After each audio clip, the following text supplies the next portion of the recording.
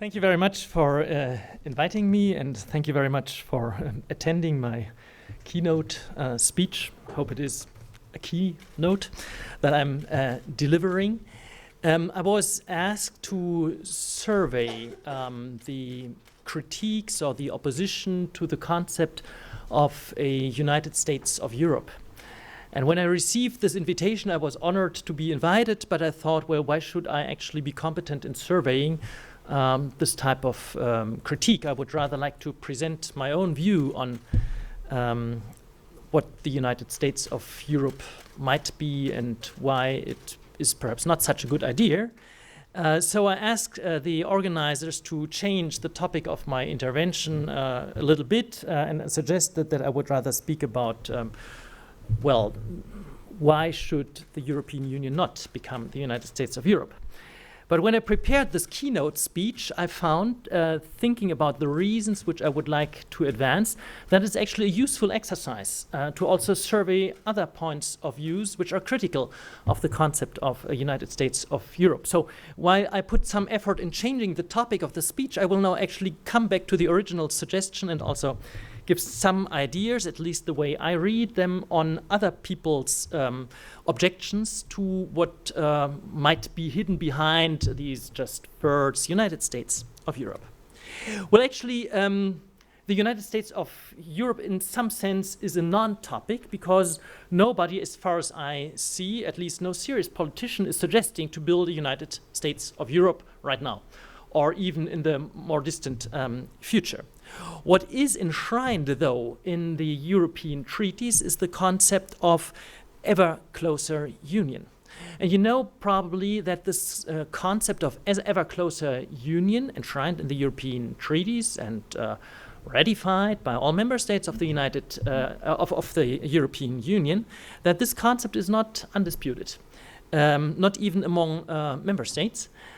Because while the British government under a Labour Prime Minister approved of this concept of ever closer union, the Conservative leadership of the United Kingdom did not approve of that. So the Conservative Party was in opposition at the time when the Lisbon Treaty was negotiated and ratified, but they campaigned heavily against this concept, and they set out to exempt the United Kingdom from the aim of a ever closer union when they came to power. Actually, it was one of David Cameron's 4 demands, which he submitted to the Council of the European Union, to have the United Kingdom exempted from pursuing the goal of an ever closer union. Now, ever closer union is actually a concept which is also not well defined. What exactly does it mean? What is the final goal of increasing integration? Nobody really knows that. It is not settled somewhere, but there is in the European treaties this concept of increasing integration further and further. And the problem I see there is that not everybody might agree to increasing integration, in particular so since increases in integration are also something very vague, since you can think of many different areas along which the European Union might integrate further. For instance, integration may mean economic integration, or integration may mean an integration of governance, of administration, for instance. It may mean an integration of more integration in terms of security, be it external security or be it internal security. Integration may mean that it is an integration in terms of political stability. Or it may mean that integration has to pay respect, or no, that integration is something which has to protect the cultural and the environmental heritage. So in some sense, integration is something which questions how much subsidiarity we will be able to realize in a union which is more integrated than the present union. What I would like to emphasize, since I have been asked to talk about the equally vague concept of a United States of Europe, is that integration is just one part of what one might conceive as the United States of Europe. The other really important part of the state-building exercise is actually democratic legitimization and democratic control. So while you can think of many integrating measures along many different dimensions, and I gave a few examples for these, you must also think about what does this mean for the democratic legitimacy of decisions and for the possibilities of democratic control. So this, I think, is a key point which I would like to emphasize in the following remarks that I will make on objections to the goal of creating a United States of Europe. The other key point I would like to make is that the decision on the optimal degree of integration along various dimensions, as I have outlined, that this decision can only be made in a democratic process, naturally. So while democracy in itself is not yet fully spelled out, we have not fully spelled out how we will shape the democratic decision-making and control process in the European Union if it integrates further. On the other hand, the degree of integration along several dimensions needs to be made in a democratic procedure, otherwise it wouldn't have no democratic legitimization. Therefore, if the European state is not democratically legitimized, so if a hypothetical European state, United States of Europe, is not democratically legitimized, we cannot find the optimal degree of integration. There are two critiques of a European state, or of the United States of Europe, which assert that a European state would not be democratically legitimized, and therefore it should not exist. So these are two critiques which I will spell out a little bit more precisely in just a minute, but I just wanted sort of to lay out the structure of my speech here. Two particular types of critique assert that a European state cannot be democratically legitimized, and therefore, because we are all Democrats, obviously, a European state should not exist. I will call these two critiques the nationalist critique and the democratic critique, and I will spell them out in a minute, as I've said.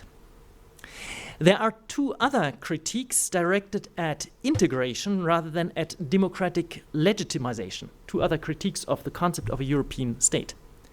These critiques assert that a European state would necessarily go along with a suboptimal level of integration and should therefore not exist. Not for democratic reasons, but for the simple reason that the level of integration which we would achieve in a European state would not be the optimal level of integration. I call these two critiques the economic critique and the Marxist critique. The former, the economic critique, focuses on the common currency, and the latter on the common market. Interestingly, there is some area of overlap between the nationalist and the democratic critique, and there's also some area of overlap between the economic and the Marxist critique. There may naturally be more critiques, but I will focus on these four because I think they are the most important ones. Their proponents do not always phrase these critiques in a way I find intellectually appealing, I have to say. In fact, sometimes a critique is phrased in a way which is rather intellectually appalling. But I take the liberty and try to unearth from a number of sometimes inconsistent and unconvincing and sometimes almost incomprehensible political statements the bottom line, which I think may make a valid point or at least deserves a thought. So here I go. The nationalist critique runs, according to my reading, as follows. There is no European people. Europe is a continent made up of many, many different peoples. Democracy, however, is a valid decision instrument within a people or within a nation. Nationalists are not so very clear about the distinction between peoples and nations, but let's just forget about this distinction currently. They say, though, that people or nations should be sovereign in their decisions. Hence, they say democracy cannot be a legitimate decision instrument at European level because there is no European people, there is no European nation. It therefore violates the fundamental freedom of a people or of a nation if it is subject to the will of other peoples and other nations, being dominated in a democratic decision-making process, not being able to make its own decisions democratically because they are in a minority position vis-à-vis all the other peoples in the Union. As this is an argument which relates to freedom, it is also actually an argument which is sometimes made by liberals or by libertarians. There's some overlap between liberal thinking here and nationalist thinking, and actually some people consider them national liberals or something like that.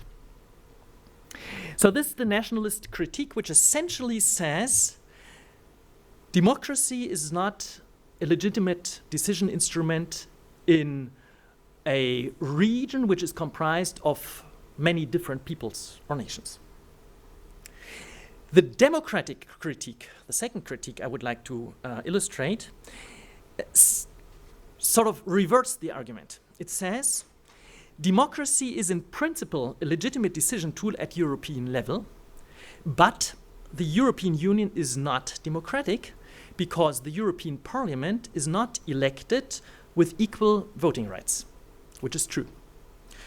Just to give you an example, small member states of the European Union are grossly overrepresented in the European Parliament, and large member states are grossly underrepresented. For instance, our smallest member state, Malta, has 6 members of the European Parliament.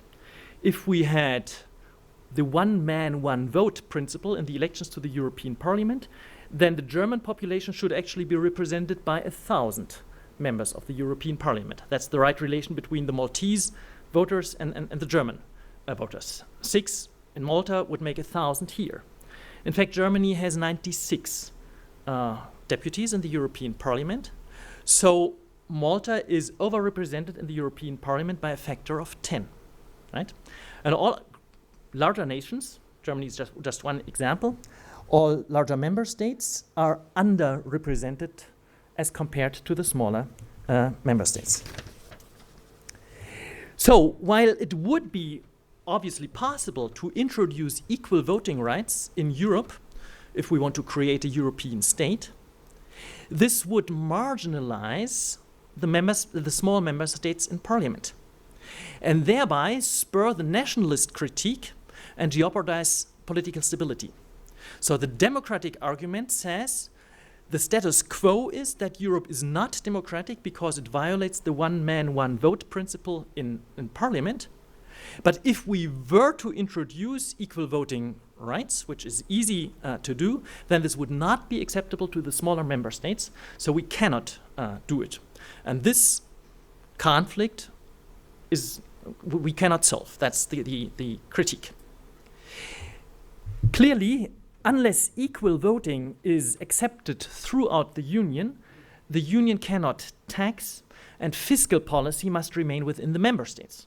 That's the old slogan of the American Revolution, no taxation without representation. So if we don't have fair representation in the European Parliament, then we cannot transfer from parliaments which are fairly elected, so national parliaments where the one man, one vote principle is realized, we cannot transfer taxation powers and spending powers to the European Union, and therefore we cannot have a European state.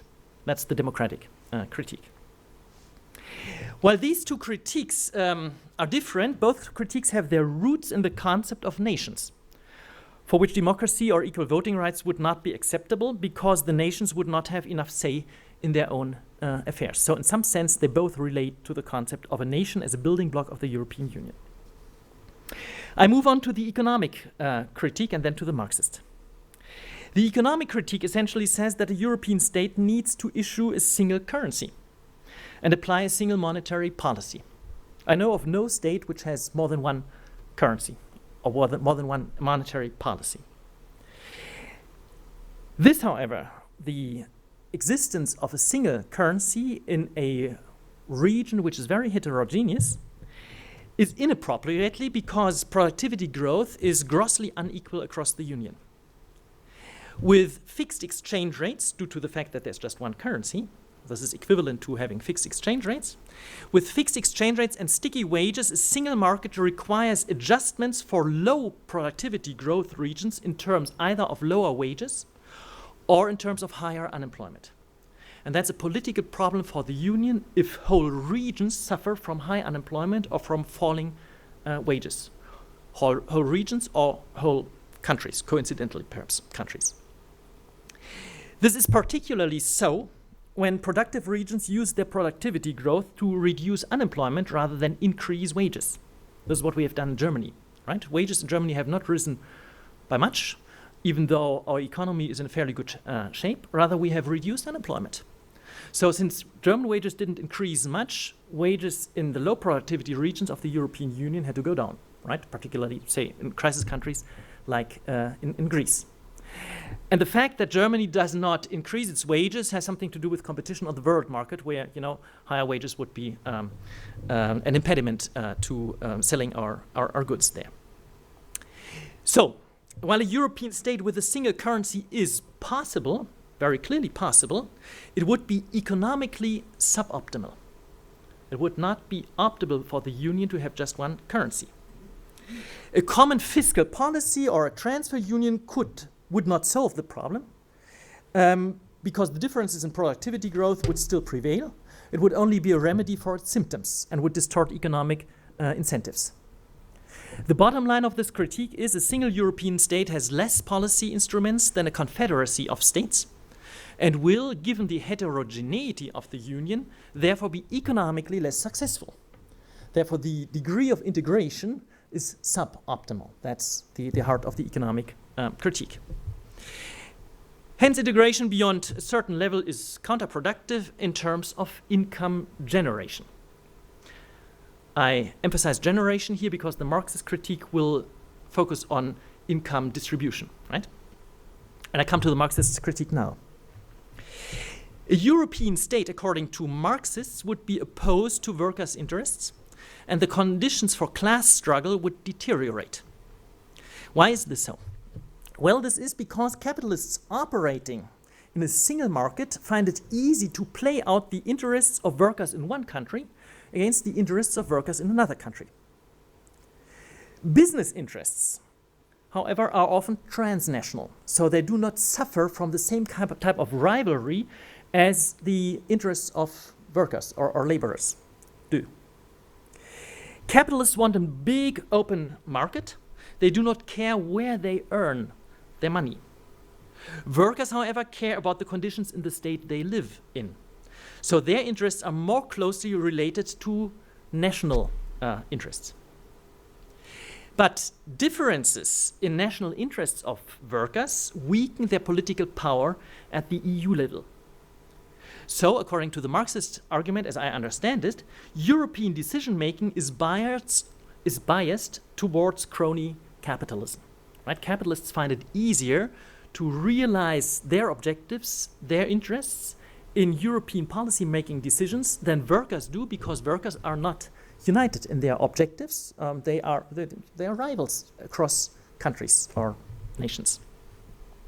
The bottom line of this argument is a single European market gives entrepreneurs a competitive edge over workers in terms of policy making, and will therefore result in a suboptimal distribution of income. Income will accrue to a greater extent to capitalists than to workers, to a greater extent than legitimate, to capitalists than to workers. Hence, integration, and here it is, economic integration beyond a certain level is counterproductive in terms of income distribution, whereas the economic critique said counterproductive in terms of income generation.